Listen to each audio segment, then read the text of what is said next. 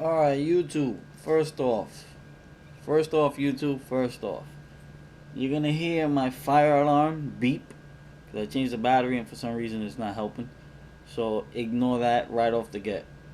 Um, I'm gonna try to do a basic kind of advanced explanation on how bass amps work. Well, specifically this one, which is a HA2500 by Hartke, which is to me the lowest you can buy from Hartke, the cheapest. Um, and you'll be surprised the sound you can get out of it. Uh, I get a lot of questions from people regarding sound and what amps and cabinets I should get, and I want to sound loud. And to be honest, I've used this in merengue bands. I've used this in a salsa band, and the 250 watts might fool people. Yeah, you don't get a lot of headroom for a lot of low end and a lot of sound. You're not gonna get that deep, real low. You're not gonna get a subwoofer sound out of this. You could get, pretty low and adding this and then adding your actual bass. You could get pretty low, but it all depends on the cabinet you have. Now, the cabinet that I'm using, it is the VLZ. It's the low of the low. It's a 410, 400 watts, paper cone. I decided to go with paper cone because I'm not trying to carry the aluminum cones. They're heavier, and I'm not with that. Let's get to EQ. Okay. Right off the back, you have a main volume, right? Which this main volume basically controls the amp. I'm gonna explain this very 101 for kind of like for idiots, but understand what I'm saying. Trust me, it will help. This controls your final volume of everything that you have dialed in here. So you dial in compression, you dial in, the two different amps that it has. For those of you who didn't know, this is kind of like a tube simulator, and this is a solid state. This is kind of like for tube sound is a little warmer, and this one is a little colder sound. It's more bright and stuff like that. So anything you add here is gonna be interpreted by this. Now, this and the volume on your bass is where you have to measure how much you're giving in, because of course if you input too much into the amp, you're gonna clip. Well, unfortunately with this amp, it doesn't have a clip indicator, so you won't be able to tell if you're clipping, but by the speaker you will be able to tell if you're clipping. Now, my bass is set up to the way I like it. The action, the string height, everything is to the way I want to sound. I'm gonna have to put my volume, I'd say 3, maybe 60%, a little over half. Just so you can see a sound, clip of how it sounds with the master volume, everything half. This is off actually. It is off. I'm still not touching that yet. No compression, and the two types of amps halfway. And I am going active. I'll explain that a little later, the active and passive. There is a little difference. So at that volume, and my bass just about 60, maybe 70%, this is how it sounds.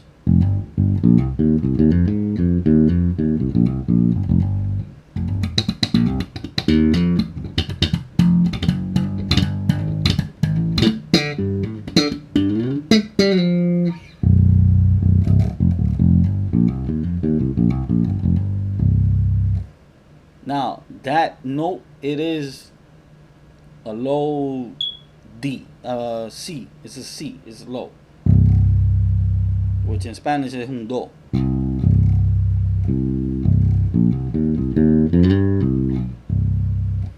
Now, that is raw. My bass is flat. My pickup selector is right in the middle. There's no EQ coloring, and that's a natural sound of my bass.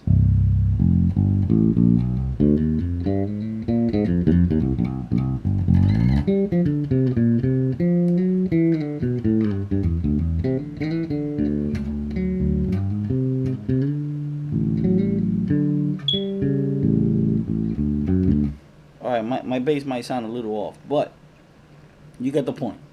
For those of you who don't want to watch this, the video is going to be long. I'm going to try to explain this the quickest way, easiest way possible, and the most logical way for you to understand as a bass player. You don't need 1,000 watts. You don't need, sometimes you might need it if you're playing outdoors and things like that. Then bigger amps, bigger cabinets come into question. But if you're playing average size stages, you know, you perfectly fine. I use this and it's perfectly fine. I have no problem not hearing myself. So that's how it sounds. Now I'm gonna touch these, which is basically a shape. You're shaping the sound. You're shaping the cabinet to sound a little wider.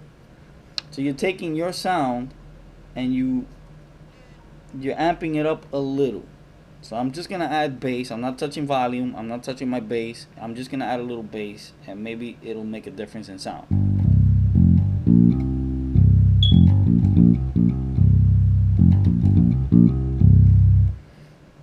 To me, it made a little difference. Now I'm gonna leave an open string and I'm gonna lower this so you can maybe tell the difference.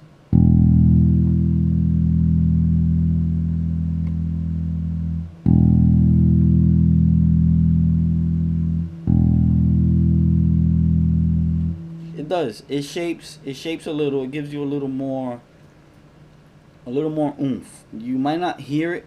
Use headphones for this, by the way. Unless you got studio monitors that you're gonna get the actual good sound. I'm recording this with a Canon camcorder which has a neutral mic. It doesn't color your sound. It doesn't color anything you're listening to. So the sound you're hearing is actually right in front of the cone, maybe a half a foot away. And my mic is lowered on the camera because of course I'm close to the cabinet. I can't have a mic too sensitive, but you get the point. So I'm gonna continue adding. I'm gonna go to 10 now. Matter of fact, I'm gonna go from 0 to all the way, so from 0 to all the way, so you can see that it does help. Notice after 10 is where it really kicks in the bass.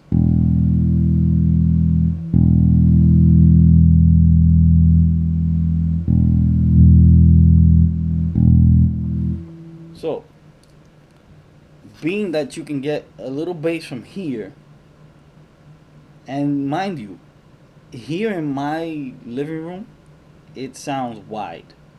Of course, when you take it out, you put on the stage, you add drums, you add whatever you're playing, you're gonna get a little less. You might have to, you know, give it a little more oomph for you to cut through the other instruments. Now, let's leave this on 15, which is pretty deep.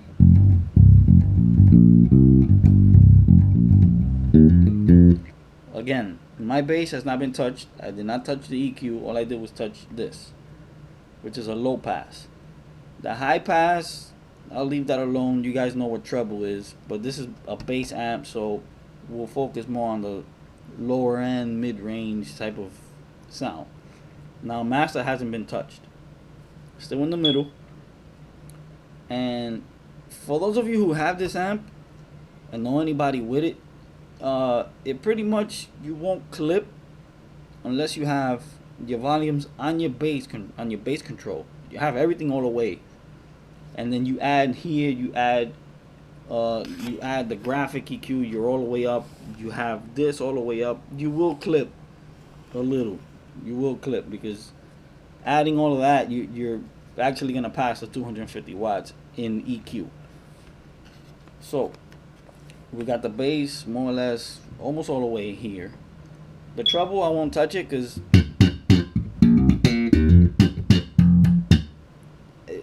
to me is pretty much, I don't need any more treble than that for my room. If you need more treble, of course, feel free to add it. Now, graphic EQ. This right here is very deadly. A lot of you guys sleep on this. It's very detailed on the crunchiness and kind of low end. You're not gonna get a subwoofer sound out of this, so stop. You can take that out of your mind. A subwoofer sound is almost impossible to get with these type of amps. Of course, if you have a few cabinets, but you're gonna need a different amp. On this specific amp, you're not gonna get a subwoofer sound. Almost impossible. You could get pretty low, and of course, if they passing you through the DI, which is the direct out, you're gonna get more low because most likely they'll be passing you through a subwoofer.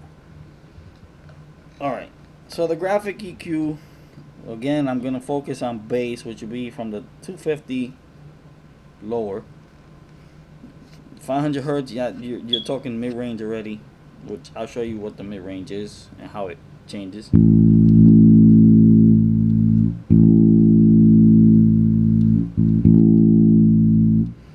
Now, that sound is pretty good for jazzy situations.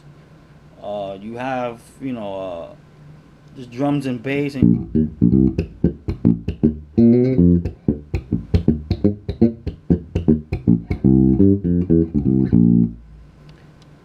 that type of environment. That's when you can really play with the 500. Not too much. Yeah, maybe the one. Yeah, you can still play. You can still play with the 500 if you need a lot of mid range. Now for bass, you're gonna try to go 250 and under. My specific sound that I use for my fingers, the way my fingers interpret on the strings, which again, let me touch this topic. A lot of you guys understand. Maybe you guys are good with the EQ, but you're not understanding the sound. The original sound comes from your fingers. Now, if you have good sound on your fingers, it'll help you when you add EQ. You'll sound full. Get me? If you have natural good sound in your fingers, which is something you guys, everybody should practice. The original sound that you give the amp is sound from your fingers. It's not how the bass sounds. The bass could sound a million ways. 20 bass players could grab the same bass and they all might sound a little different because of the fingering. Everything is in your fingers. The way you touch the string, the way you pull the string, the way you manipulate the string is the actual sound you're giving the amp. The sound that comes from your fingers goes into the amp through, of course, through the cable. Now, let's get back to the EQ. This is the natural sound of my bass with a little low pass filter here on the right. I have added. Now, I don't know if this is gonna clip on the camera. Maybe it will, because of course this is loud, by the way. For my situation here at the living room is pretty loud. But I'm gonna boost it just so you can see how it changes.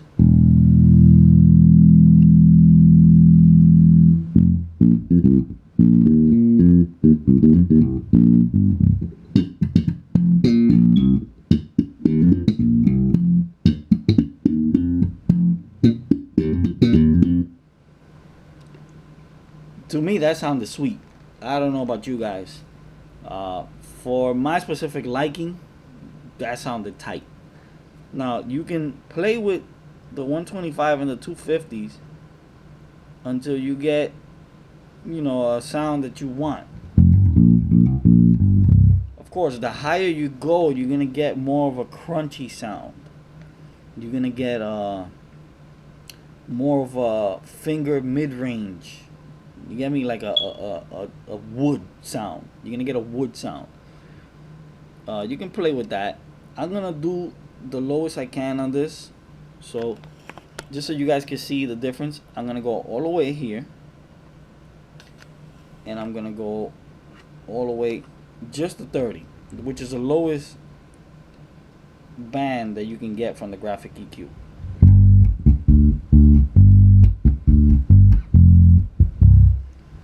Alright, you guys might not notice this, you can't hear it, but it just shook my walls. You probably can't hear it because I have the mic kind of like, you know, set to low so it won't clip on the audio that you're listening to. But you can tell the sound. You can tell the sound that I'm giving you is pretty deep. If you're using headphones, it'll be even better because, you know, you hear it clearly.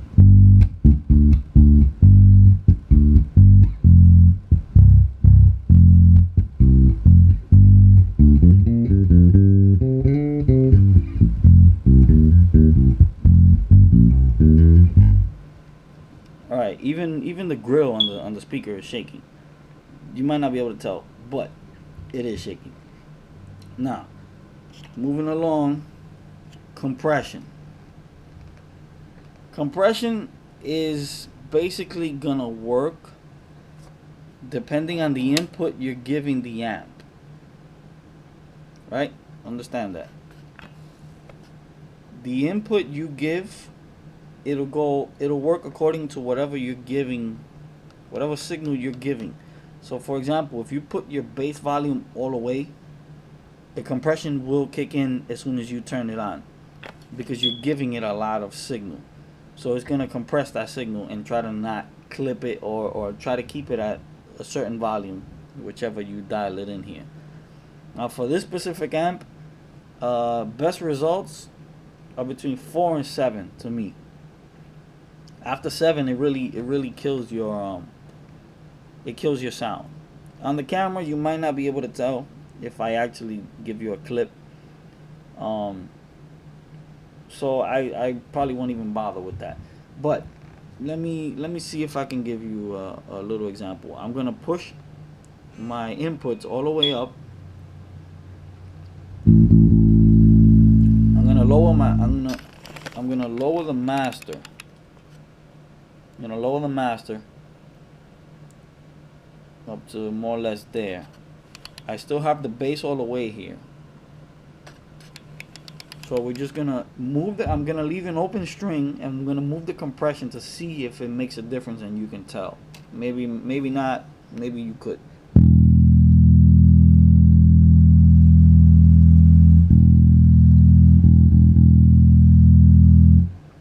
Actually, it's not. I don't feel the difference.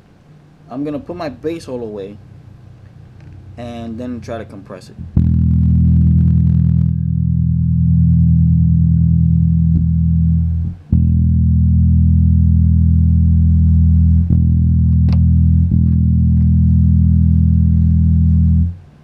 Yeah, you can't tell. I can tell here on the actual cabinet, but through camera maybe not. Everything is like rumbling over here. But that's just to show you guys, sometimes you don't need a huge amp. Sometimes little things go a long way. Let me touch on these and passive and active difference. A is basically a solid state simulator. It's not an actual, well, actually I think the amp is solid state. So this is the natural sound of the amp. This is the stock sound that comes with the amp, which will give you more of a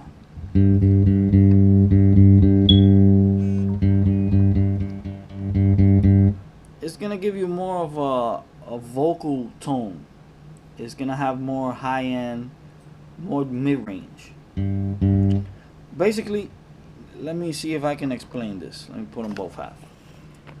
Alright, on the EQ, you have kind of low, then it'll kick into like mid-range, and then extreme highs. So you got 2, 4, 6, 8, 10. So let's say 3.5 will be low, 3.5 will be mid-range, and then 3.5 will be high. That's how you kind of measure it. Now, the preamp A is more of this side. The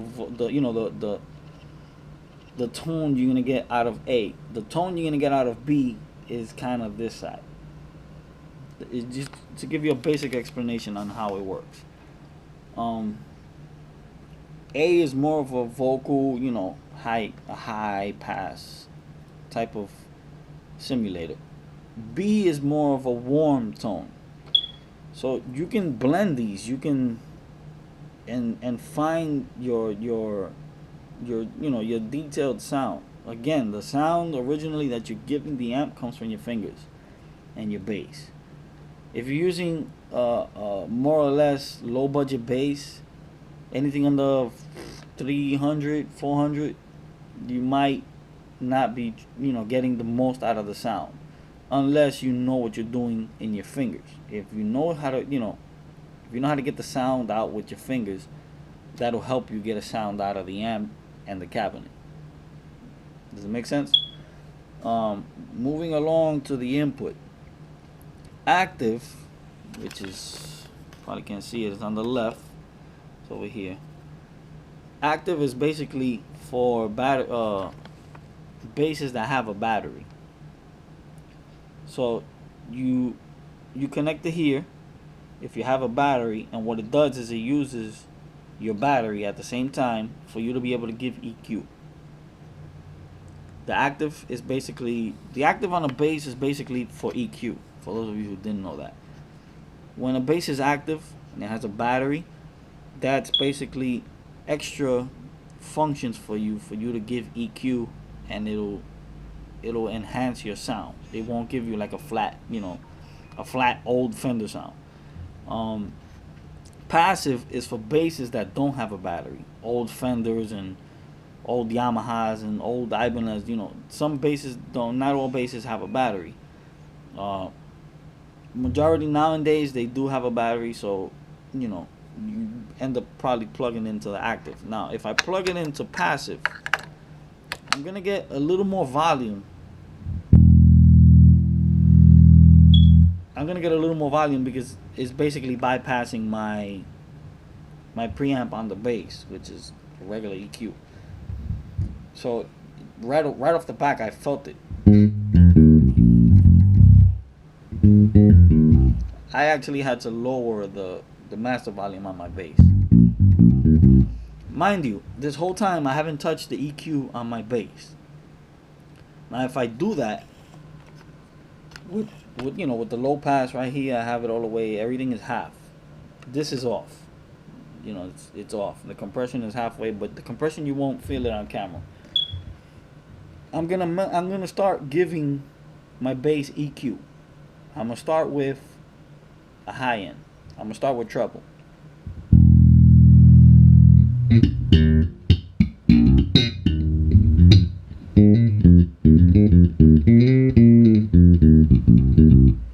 Now I'm gonna go with mid-range. I'm gonna take some treble off and I'm gonna give mid-range. So again, I'm starting from half. Now I'm gonna give a quarter into mid-range.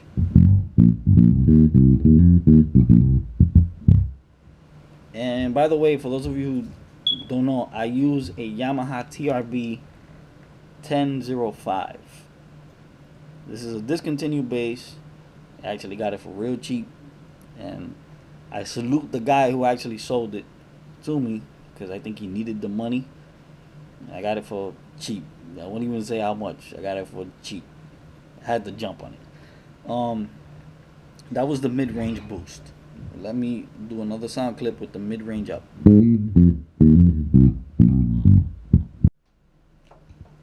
Alright, before I got cut off because I ran out of space on my damn camera. I even forgot what I was saying. Basically,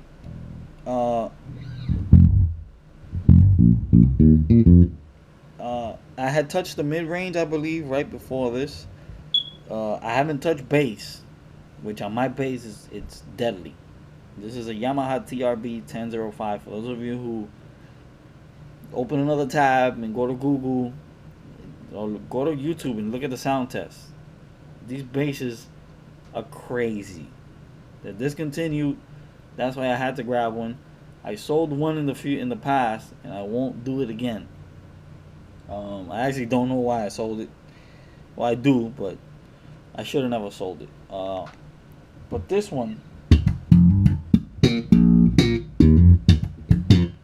is crazy. Let me get back to this passive and stuff.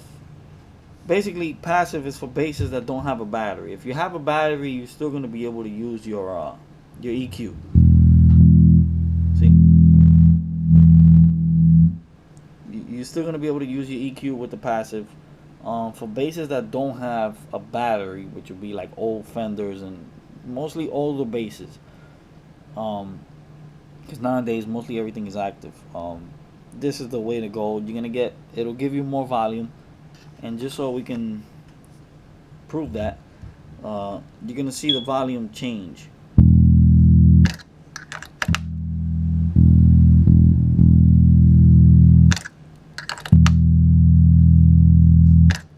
Big difference.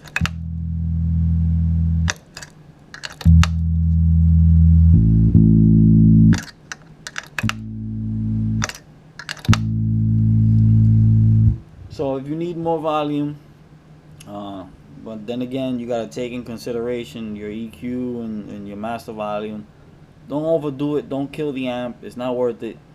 What you could do is try to find out with the sound engineer to pass you through the monitors a little bit. Don't kill your amps. Don't kill your speakers. It ain't worth it. They didn't pay for it. Unless they did, then okay. And all this has been interpreted halfway. I haven't really pushed the volume. Like, I can't hear. It's too loud. My walls are rattling as it is, so I'm pretty sure my neighbors are probably wondering what the hell's going on. But that was basically a brief explanation, kind of in detail, of how to use bass amps. Specifically this one. There's only 250 watts, so a lot of you thinking, oh, that's not enough.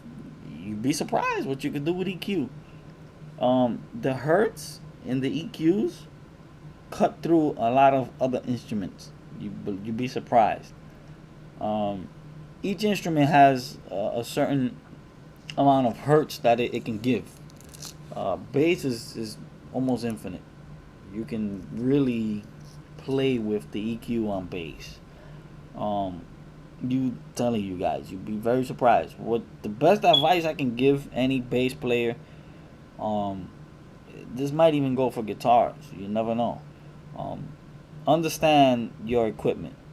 If you're using this amp, experiment with it. Know its limits. Know what you can do at a low volume. Know what you can do at a loud volume. For example, there's a lot of bass players that would do this. I forgot to touch on this. I see so many EQs just like that. Just like that. What you guys fail to realize is that, for example, if you're changing up bass styles, which is finger style, either thumb or slap, with this EQ, you're gonna get maybe a good sound in one of those finger styles. One of the styles. You can get a good sound like that maybe for slap, and for finger style, you might, when you go back to playing finger style, it might be too loud, because of course slap and finger style is totally different. One is pulling the string, and the other one is plucking the string, sorry, and the other one is pulling the string. When you pull the string, you're gonna get more sound out of it. So take in consideration, EQ is very deadly, people. Very deadly. It is so useful, and if you guys understand how to use it, It will be to your advantage. Um, it definitely will be to your advantage. To learn how to use the EQ, it is very useful to know how EQ works. Do your research, guys, on Google. Google is the world. Uh, Frequencies, bass frequencies, and what cuts. And when I say cut, I mean stand out from other instruments. So, for example, if you're in a bachata group, uh, you have some mid-range instruments. You have a lot of high. You have guira, which will be a high pass instrument because it's mostly treble. You have a kick drum, which will be kind of low, low, maybe a little low mid. You have bongos, which will be more in the mid-range, semi-low. You have guitars, which on the high, unless the guitar player uses a lot of bass you're gonna get a lot of bass in it. But it's fairly mid-range to high, mid-range to treble. I hope you guys are understanding what I'm explaining. A lot of you might hear this and be like, "What the fuck is he saying?" If you understand how frequencies and EQ works and instruments how they work, trust me, you might not even need 250 watts. You could probably use 100. That's impossible. You cannot use 100 watts in a live situation. When you slap, your bass is giving you about 50 to 75 watts of treble if you have it all the way. So, let me see. I lost track of what I was saying. Basically, experiment with your instruments. It is very useful to know how your stuff works. For example, when I started this music life, the equipment that I had at home was horrible. I had bookshelf speakers. I had a mixer from Mackie, which I still have to this day because it's still going, and a computer. That was it until I could afford a mic. And then years of using the mic, I understood how far you need to be from the mic, the different sounds you get from the mic. Basically, I'm explaining to you guys, you should know how to use your stuff. And for you bass players that use Ibanez, get rid of that shit. I can't stand them. Ibanez comes from the factory with a certain EQ in the bass that they have a boom boom boom mentality, and that boom boom boom mentality, when you interpret it into an amp, you lose out a lot of other frequencies that you should be getting, because bass is not just low.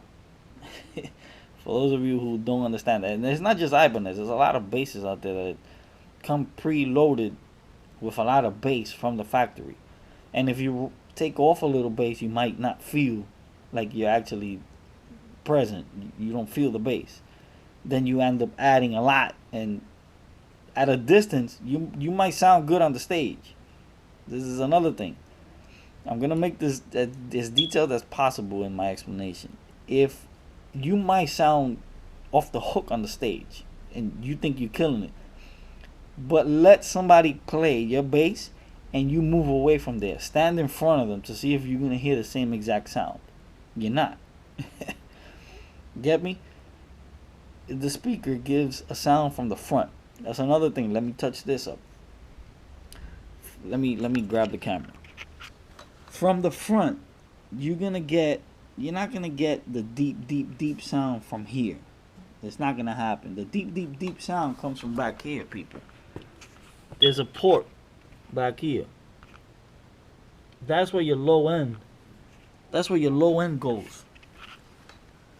Your bass comes out from the back.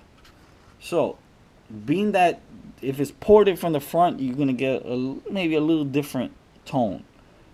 The bass is gonna move around, because of course everything is waves. If you guys didn't know that, bass is wave. Audio is a wave in the air. So the waves move different when it's ported from the front than when it's ported from the back. A wider cabinet is gonna give you a little more low.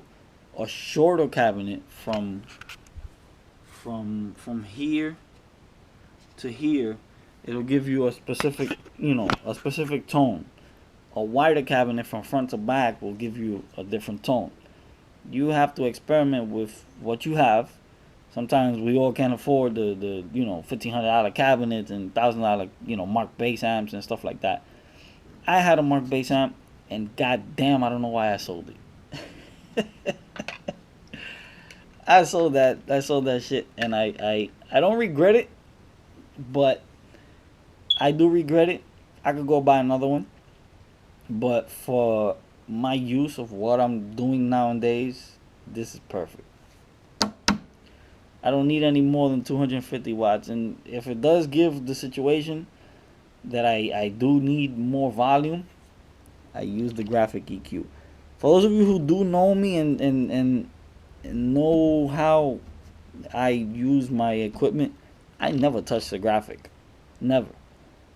I still haven't touched this. I think I've had this, I don't know, month, 2 months, something like that, maybe 3 months, I don't know. I've never touched the graphic EQ. The only two passes that the only, high pass, low pass, I use these right here. For example, if I'm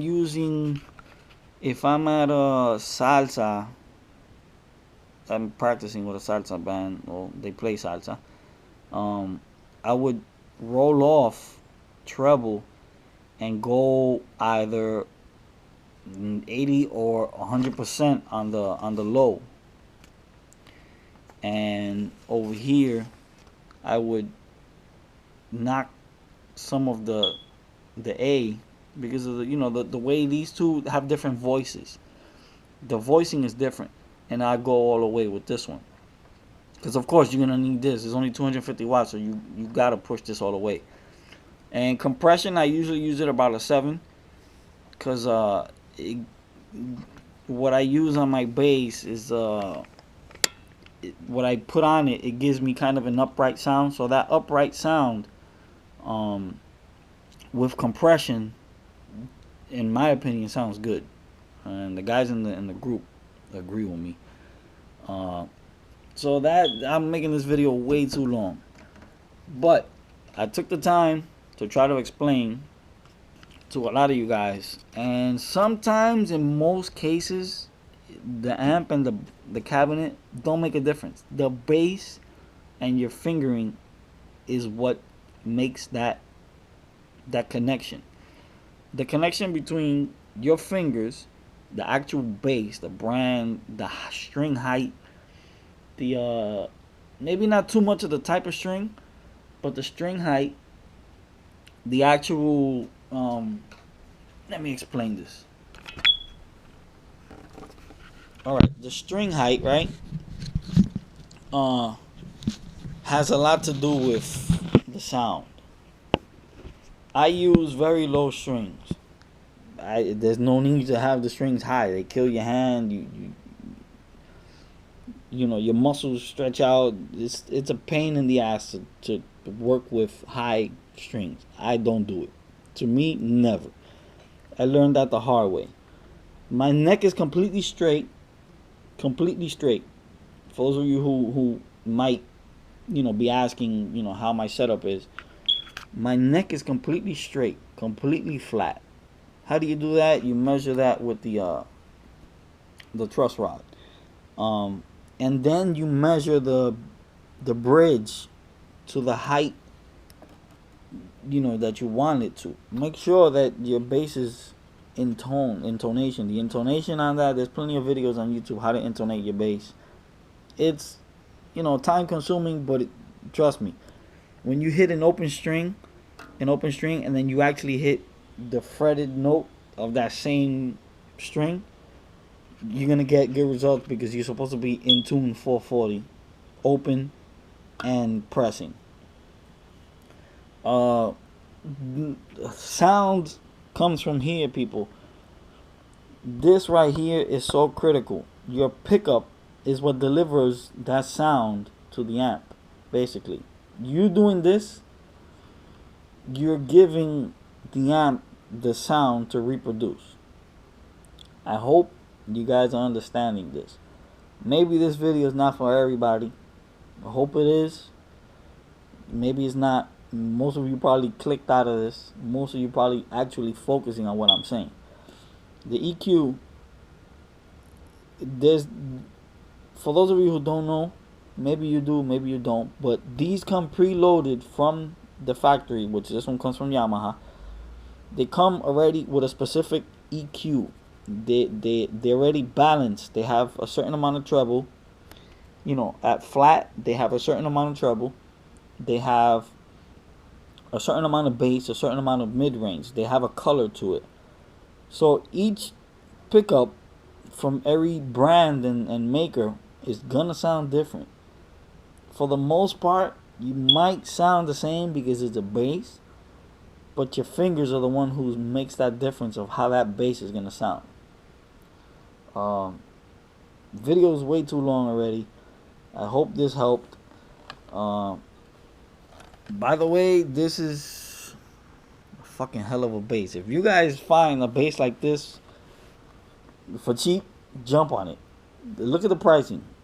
They're not cheap. They're discontinued, and whoever has it wants a lot of money for it because they're discontinued. If I sell mine, I'll put it for like $2,500. No joke. It might not be worth it to a lot of you, but for those who follow me and know how I sound, this is why I sound the way I sound. Goddamn Yamaha TRB 1005. Hope this video helped. Please don't ask too many questions. Because you probably guys are gonna swarm me with questions on this video. But hope it helped. See y'all later.